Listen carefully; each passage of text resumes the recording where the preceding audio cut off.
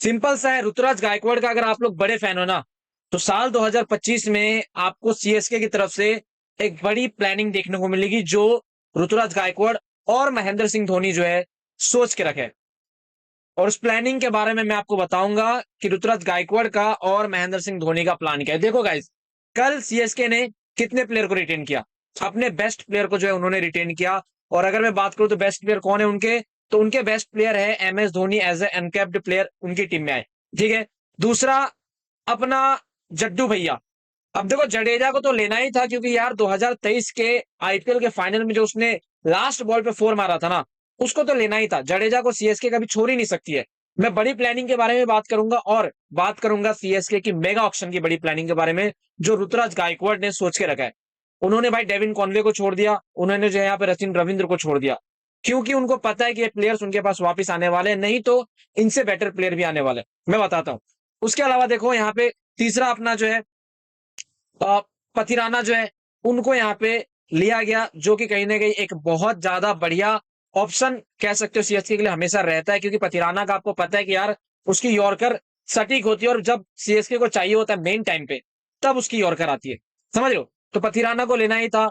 चौथा अपना हो गया यहाँ पे गायकवाड़ भैया। अब देखो, ऋतुराज गायकवाड़ को सीएसके कभी छोड़ ही नहीं सकते, क्योंकि जिस तरीके से सीएसके में एमएस धोनी सर ने अपना पूरा लाइफ कह सकते स्पेंड कर लिया सीएसके के अंदर, उसी तरीके से यहाँ पे ऋतुराज गायकवाड़ भी हो सकता है बड़ी प्लानिंग करके इतने दिनों तक रहे। खैर, जो भी है, तो ये अपने प्लेयर है। उसके अलावा बात करूं तो शिवम दुबे, ये हमारे जो है रिटेंशन में आए थे, लेकिन इसके अलावा ना बहुत बड़ी प्लानिंग ऋतुराज गायकवाड़ और एमएस धोनी ने सोच के रखी है। और इसलिए सोच के रखी है क्योंकि इस साल बहुत सारी चीजों पे आप कह सकते हो आईपीएल के अंदर कमी रह गई थी।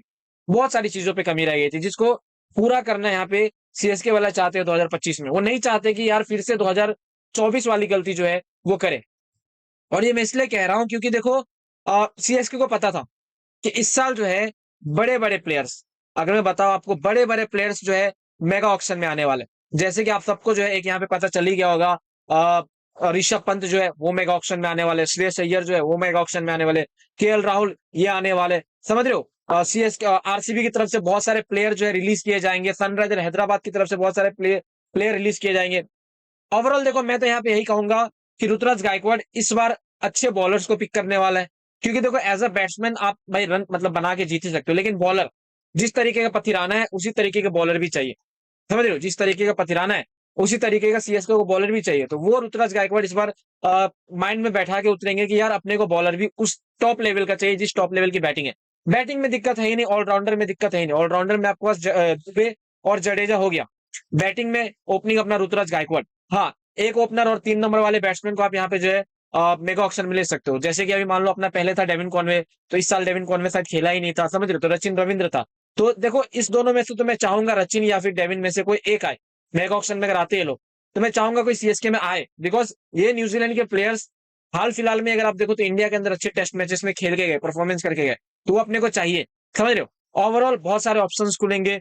समझ रहे हो? तो ये सोच के गायकवाड़ और एमएस धोनी जो अपने बेस्ट थे उनको पिक किए। लेकिन अभी बेस्ट के लिए जो है ये लोग सीधा सीधा मेगा ऑक्शन में जाएंगे।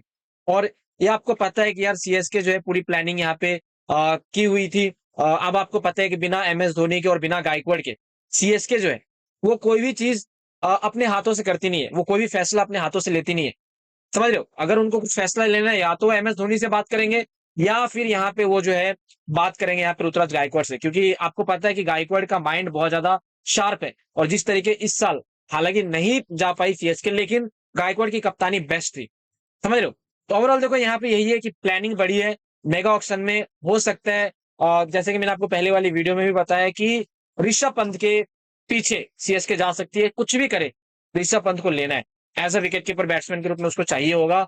और फिर एमएस धोनी तो इस साल विकेट कीपिंग करेंगे, लेकिन ऋषभ पंत चाहिए होगा। समझ रहे हो? स्मार्ट्स बंदे आप कह सकते हो ऋतुराज गायकवाड़ और एमएस धोनी लेने वाले, क्योंकि 2025 में सीएसके को जो है वो चाहिए आईपीएल का 2025 वाला कप, 6th कप यहाँ पे चाहिए, और बाकी टीमों का यहाँ पे हराना है सीएसके को।